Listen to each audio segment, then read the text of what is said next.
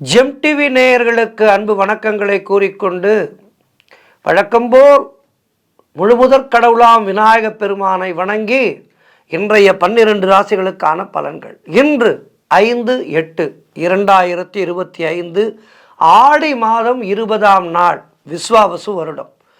சூரிய உதயம் காலை 5:55 சூரிய அஸ்தமனம் மாலை 6:35. இன்றைய ஆதிக்க கிரகம் செவ்வாய் பகவான். வழிபட வேண்டிய தெய்வம் முருகப்பெருமானை வழிபட வேண்டும். இன்று ஏகாதசி வழிபாடு இன்றைய நாளிலேயும் செய்ய வேண்டும். அதேபோல் ஆடி மாத செவ்வாய்க்கிழமை அம்மன் வழிபாடு நிச்சயம் செய்ய வேண்டும். இன்றைய நாளிலே நல்ல நேரம் காலை 7:45 முதல் 8:45 வரை, மாலை 4:45 முதல் 5:45 வரை, ராகு காலம் மதியம் 3 முதல் 4:30 வரை, யமகண்டம் காலை 9 முதல் 10:30 வரை, குளிகை நேரம் மதியம் 12 முதல் 1:30 வரை, சுபகோரை சுக்கிரகோரை நேரம் காலை 8 முதல் 9 வரை. இந்த நேரத்திலே என்ன செய்யலாம்? வீடு நிலம் வாங்குவதற்கு, விற்பதற்கு, அது சம்பந்தமாக பூர்வாங்க பேச்சுவார்த்தைகளை துவங்கலாம். பிரிந்திருக்கின்ற கணவன் மனைவி மீண்டும் ஒன்று சேர்வதற்கு உறவினர்களை வைத்து அழகாக பேசி அந்த ஜோடியை சேர்த்து வைக்கலாம். அருமையான நேரம். இந்த நேரத்திலே பேசினால் இவை நல்லபடியாக முடியும். அதேபோல் பங்காளிகளுக்குள் சொத்துக்களை பிரிப்பதற்கும் உயிர் எழுதுவதற்கும் மிக மிக சிறப்பான நேரம் இந்த நேரம். இதனை பயன்படுத்தி கொள்ளுங்கள். கவனமாக இருக்க வேண்டிய கோரை சனி கோரை. நேரம் காலை 11 முதல் மதியம் 12 வரை. இந்த நேரத்திலே மிக மிக எச்சரிக்கையாக இருக்க வேண்டும். வெளியூர் பிரயாணங்களை தவிர்ப்பது நல்லது. இன்றைய நட்சத்திரம் இன்று காலை 11:58 வரை கேட்டை, அதன் பிறகு மூல நட்சத்திரம். இன்றைய திதி இன்று மதியம் 1:03 வரை வளர்பிறை ஏகாதசி, அதன் பிறகு துவாதசி துவங்குகின்றது. இன்றைய சந்திராட்டமம் ரிஷபராசிக்கு சந்திராட்டமம். இன்றைய நாளிலே மிக கவனமாக இருக்க வேண்டும். பரணி நட்சத்திரக்காரர்கள் இன்றைய நாளிலே கருநீல ஆடைகளை அணிவதை தவிர்ப்பது நல்லது. நாளைய விசேஷம், நாளை பிரதோஷ தினம், சிவ வழிபாடு செய்ய வேண்டிய நாள். அடுத்து நாம் காண இருப்பது 12 ராசிகளுக்கான பலன்களை. மேஷ ராசி அன்பர்களே, இன்று காலை 11:58 வரை சந்திரன் உங்கள் ராசிக்கு 8ஆம் இடத்திலே இருக்கின்றார். உங்களுடைய ராசி அதிபதி செவ்வாய் ராசிக்கு 6ஆம் இடத்திலே இருக்கின்றார். ஆகவே இன்று மதியம் வரை உங்களுக்கு சந்திராட்டமும் தொடர்கின்றது. ஆகவே கவனமாக இருக்க வேண்டும். செய்தொழிலே புதிய முதலீடுகளை, புதிய முயற்சிகளை இந்த மதியம் வரை எதுவும் புதிதாக செய்யாதீர்கள். அன்றாட பணிகளை மட்டும் செய்து வாருங்கள். வாக்குவாதங்களை எல்லாம் தவிர்க்க வேண்டிய நாள். வெளியூர் பிரயாணங்களை தவிர்க்க வேண்டிய நாள். மதியத்துக்கு மேல் வைத்துக் கொள்ளுங்கள். பிரயாணங்கள் இருந்தால் பணிச்சுமை அதிகமாக இருக்கும். குலதெய்வ வழிபாடு வெற்றியை தரும். வீண் வாக்குவாதங்களை எல்லாம் தவிர்க்க வேண்டிய நாள். பொறுமையை கடைபிடிக்க வேண்டிய நாள். பூர்வீக சொத்து சம்பந்தமாக எந்த முடிவையும் இன்றைய நாளிலே எடுக்காதீர்கள். கோர்ட்டு கேஸ் போன்ற பிரச்சனைகளிலே ஈடுபட வேண்டாம். தேவையில்லாத அலைச்சலும் மன உளைச்சலும் உண்டாகின்ற நாள். ஆகவே எச்சரிக்கையாக இருங்கள். முருகப்பெருமானை வணங்குங்கள். வாழ்த்துக்கள். ரிஷபராசி அன்பர்களே, இன்று காலை 11:58 வரை சந்திரன் உங்கள் ராசிக்கு 7ஆம் இடத்திலே இருக்கின்றார். உங்களுடைய ராசி அதிபதி சுக்கிரன் ராசிக்கு 2ஆம் இடத்திலே இருக்கின்றார். ஆகவே இன்றைய நாளிலே சுபகாரியங்கள் கைகூடி வரும். கடன் பிரச்சனைகள் தீரும். பதவி உயர்வோடு வேலை மாற்றம் ஒரு சிலருக்கு உண்டாகும். பழைய பாக்கிகள் வசூலாகும். உழைப்புக்கு ஏற்ற ஊதியம் கிடைக்கும். புதிதாக வேலை தேடி கொண்டிருப்பவர்களுக்கு நல்ல வேலை கிடைக்கும். வியாபாரத்திலே இருப்பவர்களுக்கு சிறப்பானது ஒரு முன்னேற்றம் ஏற்படும். நண்பர்கள் மூலம் அனுகூலம் உண்டாகின்ற நாள். குழந்தைகளால் மகிழ்ச்சி உண்டாகும். சுபவிரயங்கள் ஏற்படக்கூடிய நாள். தொழிலிலே நல்ல லாபங்கள் வருகின்ற நாள். திருமண பேச்சுவார்த்தைகள் சுபமாக முடியும். இன்றைய நாளிலே முருகப்பெருமானை வணங்குங்கள். வாழ்த்துக்கள். மிதுன ராசி அன்பர்களே, இன்று காலை 11:58 வரை சந்திரன் உங்கள் ராசிக்கு 6ஆம் இடத்திலே இருக்கின்றார். உங்களுடைய ராசி அதிபதி புதன் ராசிக்கு 2ஆம் இடத்திலே இருக்கின்றார். ஆகவே இன்றைய நாளிலே திருமணம் போன்ற சுபகாரிய பேச்சுவார்த்தைகள் சற்று தள்ளி போகும். வீடு வண்டி சம்பந்தமான விரய செலவுகள் சிலருக்கு ஏற்படலாம். காரிய தடைகள் ஏற்பட்டு விலகும். உத்தியோகத்திலே இருப்பவர்கள் பணியிலே கூடுதல் கவனம் செலுத்த வேண்டிய நாள். தேவையில்லாத பயத்தை தவிர்த்து கொள்ளுங்கள். கூட்டு தொழிலிலே மன வருத்தங்கள் உண்டாகலாம். குலதெய்வ வழிபாடு மன அமைதியை தரும். அலுவலகத்திலே வீண் வாதங்களை எல்லாம் தவிர்க்க வேண்டிய நாள். முயற்சிகள் காலதாமதமான வெற்றியை கொடுக்கும். உடல் ஆரோக்கியத்திலே எச்சரிக்கையாக இருக்க வேண்டும். கணவன் மனைவிக்குள் சண்டை சச்சரவுகள் ஏற்பட்டு விலகும். நண்பர்கள் மூலம் ஆதாயம் உண்டாகும். முருகப்பெருமானை வணங்குங்கள். இன்றைய நாளிலே வாழ்த்துக்கள். கடகராசி அன்பர்களே, இன்று காலை 11:58 வரை சந்திரன் உங்கள் ராசிக்கு 5ஆம் இடத்திலே. ஆகவே இன்றைய நாளிலே நீங்கள் நினைத்த காரியங்கள் எல்லாம் நல்லபடியாக நடக்கக்கூடிய நாள். பூர்வீக சொத்திலிருந்து உங்களுக்கு பங்கு வரவேண்டிய வேலை வந்துவிட்டது. மனம் சந்தோஷமாக இருக்கும். எதிலும் வெற்றி உண்டாகின்ற நாள். கணவன் மனைவிக்குள் இருந்து வந்த பிரச்சனைகள் எல்லாம் தீரும். தொழிலிலே நல்ல முன்னேற்றம் ஏற்படும். குழந்தை பாக்கியத்திற்காக காத்திருக்கின்ற தம்பதிகளுக்கு சந்தான பிராப்தி உண்டாகும். உடல் ஆரோக்கியத்திலே முன்னேற்றம் உண்டாகும். மனக்குழப்பங்கள் தீரும். பொருளாதாரம் திருப்திகரமாக இருக்கும். பிள்ளைகளால் பெருமை ஏற்படும். வாழ்க்கை துணையால் மகிழ்ச்சி உண்டாகின்ற நாள். சிறப்பான நாள். முருகப்பெருமானை வணங்குங்கள். வாழ்த்துக்கள். சிம்ம ராசி அன்பர்களே, இன்று காலை 11:58 வரை சந்திரன் உங்கள் ராசிக்கு 4ஆம் இடத்திலே. உங்களுடைய ராசி அதிபதி சூரியன் ராசிக்கு 12ஆம் இடத்திலே. ஆகவே இன்றைய நாளிலே அரசு வகையிலே ஆதாயம் உண்டாகும். பெயரும் புகழும் கிடைக்கின்ற நாள். செய்கின்ற வேலையிலே உங்களுக்கு பெயரும் புகழும் கிடைக்கும். அதேபோல் திறமைகள் வெளிப்படும். மாணவர்கள் சாதனை புரியக்கூடிய நாளாக இருக்கின்றது. காரிய தடைகள் எல்லாம் விலகும்.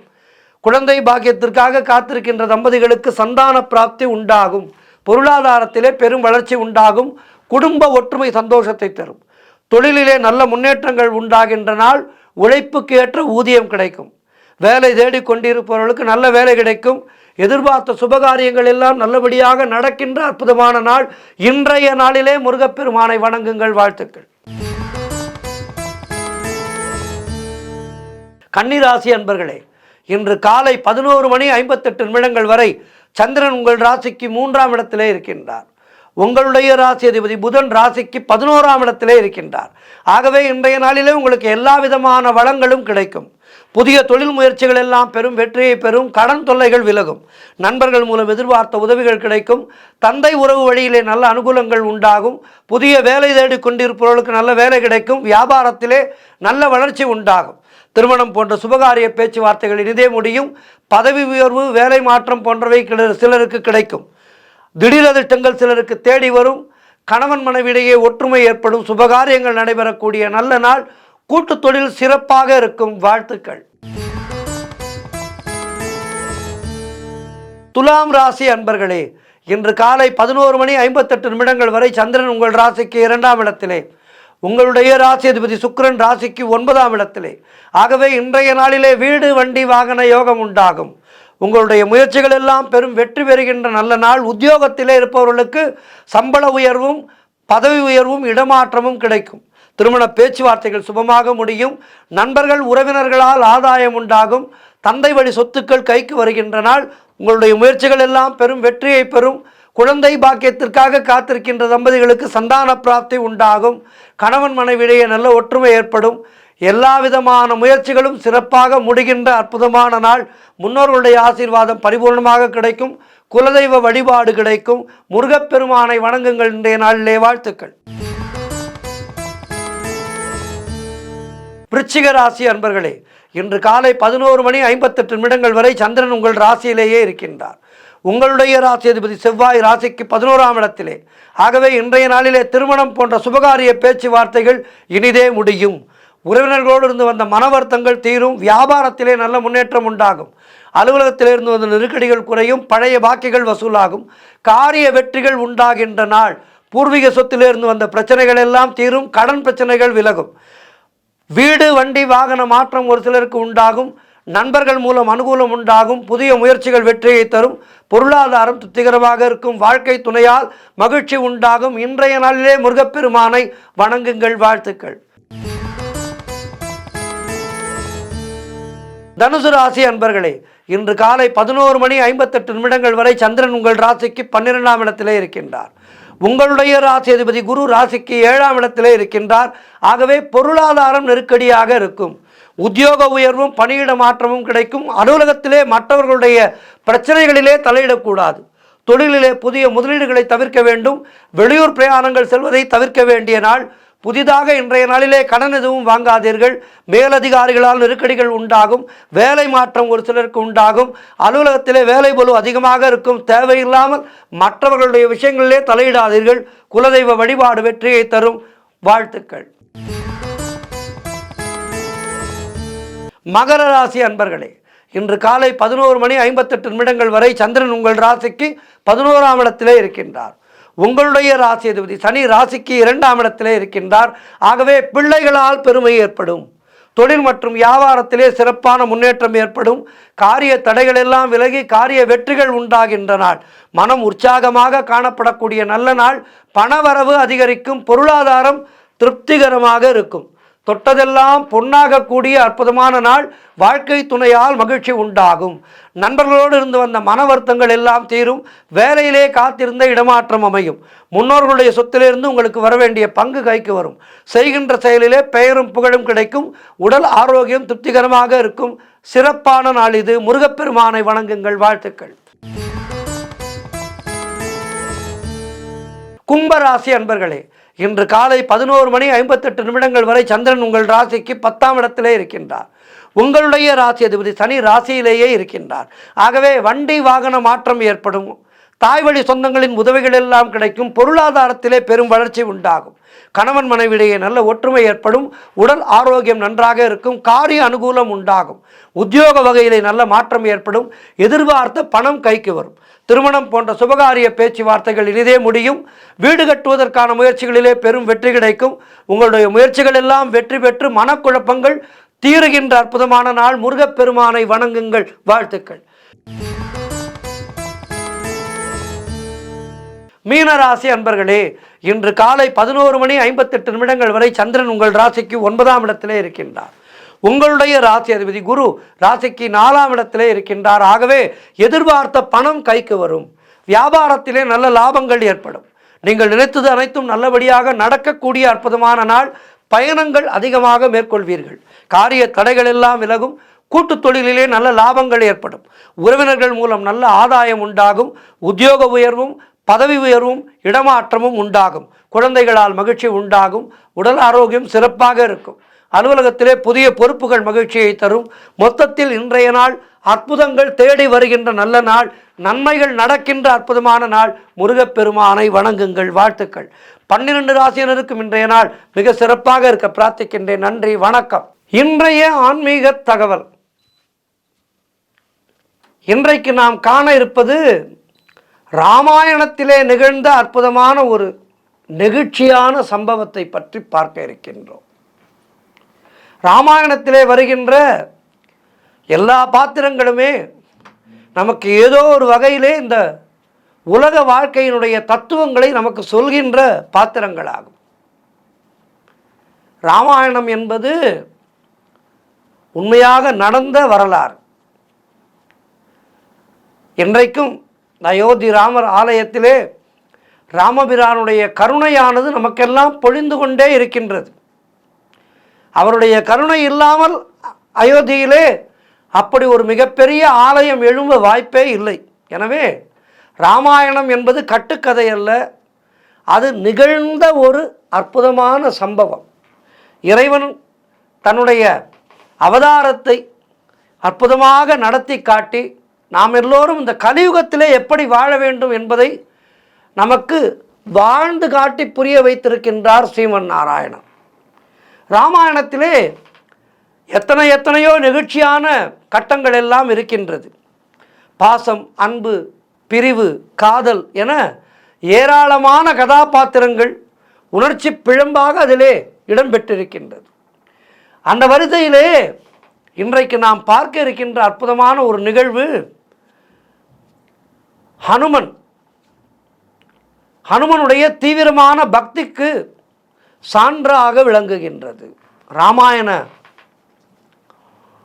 நிகழ்விலே ஸ்ரீராமர் மீது அனுமன் கொண்டிருந்த பக்தி என்கின்ற ஒரு வார்த்தையை நாம் சாதாரணமாக பக்தி என்று சொல்லி அடக்கிவிட முடியாது. அந்த 3 வார்த்தைகளுக்குள் அடங்காத ஒரு அற்புதமான பரிணாமம் ஆஞ்சநேயனுடைய பக்தி. வார்த்தைகளுக்கும் உணர்வுகளுக்கும் அப்பாற்பட்ட ஆனந்த நிலையிலே நாம் அனுபவிக்க வேண்டிய ஒரு விஷயம் அது. ஹனுமன் அப்படித்தான் இருந்தார். ராம நாமம் என்பது ஹனுமனுக்கு ஊனாக உயிராக சகலமுமாக இருந்தது என்று சொன்னால் மிகையாகாது. அவருடைய அந்த பக்தியை உலகறிய செய்ய நினைத்தார் ராமபிரான். ராவண சம்ஹாரம் முடிந்துவிட்டது. அயோத்தி திரும்பிவிட்டார்கள். ராமருக்கு பட்டாபிஷேகம் கோலாகலமாக அயோத்தியிலே நடந்து முடிந்தது.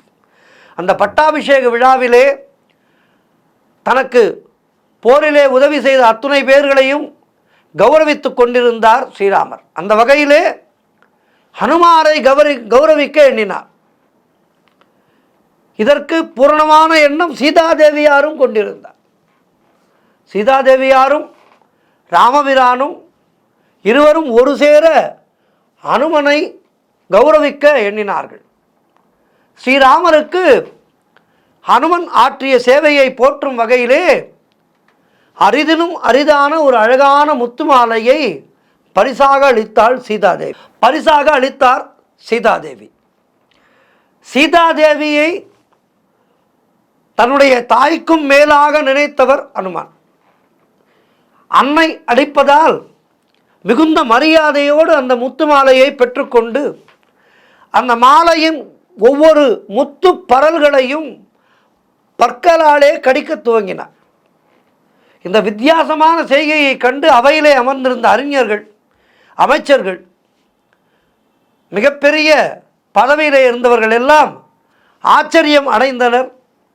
ஒரு சிலர் கோபமும் கொண்டனர். காரணம், அன்னை சீதாதேவி அகிலத்தை காக்கின்ற தேவி அங்கே அமர்ந்திருக்கின்றாள். ஸ்ரீராமர் இருக்கின்றார். ஸ்ரீராம லக்ஷ்மணர்கள் இருக்கின்றார்கள். அத்துணை பெரிய சபையிலே சீதாதேவி மனமுவந்து அளித்த மகிழ்ச்சியோடு அளித்த அந்த முத்து மாலையை இந்த அனுமன் இப்படி செய்கின்றாரே, வானரம் என்பது காட்டுகின்றாரே என ஒரு சிலர் கோபப்பட்டனர் அனுமன் மேல். சீதாதேவி ஆஞ்சநேயனை பார்த்து ஏன் இப்படி செய்தாய் என்று கேட்கின்றார். அதற்கு ஆஞ்சநேயர் பதிலளிக்க தொடங்கினார். அன்னையே, முத்துமாலை விலை மதிப்பற்றது. உங்களுடைய புனித கரங்களால், உங்கள் கரங்கள் எனக்கு அளித்து நான் மிகப்பெரிய பாக்கியத்தை பெற்றிருக்கின்றேன். ஆனாலும் இந்த முத்து மாலையிலே என்னுடைய ஸ்ரீராமன் இருக்கின்றாரா என்று பார்க்க வேண்டும். ஸ்ரீராமர் இல்லாத எந்த ஒரு பொருளையும் நான் வைத்துக் கொள்வதில்லை. ஆனால் இந்த பரல்கள் எதிலுமே என்னுடைய ராமரை காணவில்லை. அதுதான் ஒவ்வொரு முத்தையும் நான் கடித்து பார்த்தேன். எதிலேயும் ராமன் இல்லையே. ராமன் இல்லாத பொருள் எனக்கு எதற்கு என சீதாதேவியை பார்த்து கேட்டார் அனுமான். அதற்கு சீதாதேவி, இந்த முத்திலே ஸ்ரீராமன் இல்லை என்கின்றாய், உனக்குள்ளே ஸ்ரீராமரை நீ வைத்திருக்கின்றாயா என அன்னை விளையாட்டாக கேட்டுவிட்டார். சீதாதேவி கேட்டதற்கு ராமபிரான் தன்னுடைய ஹிருதயத்தை கிழித்து காட்டினார். ராமர் அவருடைய இதயத்திலே, ராமர் மட்டுமல்ல, சீதாதேவியோடு இருந்ததை அவையோடு அத்தனை பேரும் பார்த்து வியந்தனர். ஸ்ரீராமர் ஹனுமனை ஆற தழுவி கொண்டார். இந்த நிகழ்வு நமக்கு என்ன உணர்த்துகின்றது? ஹனுமன் வெறும் புறத்தால் ஸ்ரீராமருக்கு சேவைகளை செய்யவில்லை. அவர் ஸ்ரீராமர் மீதான அன்பை, பக்தியை உள்ளத்திலே ஸ்தாபித்திருந்தார். அப்படி உள்ளத்திலே ராமருக்கு ஒரு கோவிலை கட்டி கடவுளாக வைத்திருந்தார். கடவுளின் அன்பு ஒன்றே என்பதை உலகுக்கு காட்டினார் ஆஞ்சநேயர். ஆகவே அப்படிப்பட்ட அருமையான பக்தியை கண்ட ஸ்ரீராமர் நெகிழ்ந்து போனார். அன்பு என்ற ஒன்றே நமக்கு குறிக்கோளாக இருக்க வேண்டுமே அன்றி பொருள் தன்மையான எந்தவிதமான ஈடுபாடும் பற்றும் எதிர்பார்ப்பும் கடவுள் பக்தி ஆகாது என்கின்ற ஒரு ஆழமான செய்தியை நமக்கு உணர்த்திய விஷயம் ராமருடைய சபையிலே நடந்த இந்த அற்புதமான விஷயம். மேலும் இந்த ராம அவதாரம் முடிந்து எல்லோரும் வைகுண்டத்துக்கு செல்ல இருக்கின்றார்கள். அப்போது ராமர் கேட்கின்றார், என்னோடு வைகுண்டம் வந்துவிடு என்று. அதற்கு ஆஞ்சநேயர் கேட்கின்றார், வைகுண்டத்திலே என்ன இருக்கும் என்று கேட்கின்றார். வைகுண்டத்திலே சுகமான வாழ்வு இருக்கும், எந்த விதமான கஷ்டமும் இருக்காது, பசி இருக்காது, எதுவுமே இருக்காது, மிக மிக மிக சுகமாக இருக்கலாம் என்று சொல்கின்றார் ராமர். அதற்கு ஆஞ்சநேயர் கேட்டாராம், அங்கே ராமநாமம் ஒலிக்குமா என்று கேட்டிருக்கின்றார். ராமநாமம் அங்கே ஒலிக்காதப்பா, நான் பூலோகத்திலே ராமராக அவதாரம் எடுத்தேன், ஆகவே பூலோக மக்கள் என்னை ராமர் என வழிபடுவார்களே அன்றி வைகுண்டத்திலே நான் இருக்கும்போது அங்கே எப்படி ராமர் வருவார் என கேட்கின்றார். அதற்கு உடனே ஆஞ்சநேயர் சொல்கின்றார், எனக்கு வேண்டாம், நான் வரவில்லை, நான் இங்கே பூலோகத்திலேயே இருக்கின்றேன் என்று சொல்லிவிடுகின்றார். நம் எல்லோருக்கும் ஒரு சுகவாழ்வு கிடைக்கின்றது என்றால் ஓடோடுவோம். ஆனால் வைகுண்டமே கிடைத்தும் கூட ஆஞ்சநேயன் அந்த ராம நாமம்தான் எனக்கு என சொல்லி என்றும் சிரஞ்சீவியாக இந்த பூலோகத்திலே வாழ்ந்து கொண்டிருக்கின்றார். இன்றைக்கும் கூட ராம கதை எங்கெல்லாம் சொல்லப்படுகின்றதோ அங்கே ஏதோ ஒரு ரூபத்திலே ஆஞ்சநேயர் அமர்ந்து அந்த கதையை கேட்பார் என்பது ஐதீகம். ஆகவே உண்மையான பக்தி என்பது ஆஞ்சநேயன் போல் இருக்க வேண்டும். பக்தியிலே அனுமனை நாம் பின்பற்ற வேண்டும், அனுமனை வணங்க வேண்டும். ஹனுமனை வணங்கினால் அந்த நாரணனை வணங்கியது போல், ராமனை வணங்கியது போல், இருவரும் வேறல்ல. ஆக அற்புதமான தத்துவங்களை எல்லாம் நமக்கு சொல்கின்ற அந்த ராமாயணம், மகாபாரதம் போன்றவற்றையெல்லாம் அனுதினமும் படித்து அதிலே இருக்கின்ற நல்ல கருத்துக்களை எடுத்துக்கொண்டு நம் வாழ்க்கையை செம்மையாக வாழ்வோம். நன்றி, வணக்கம், ஜெய் ஸ்ரீராம்.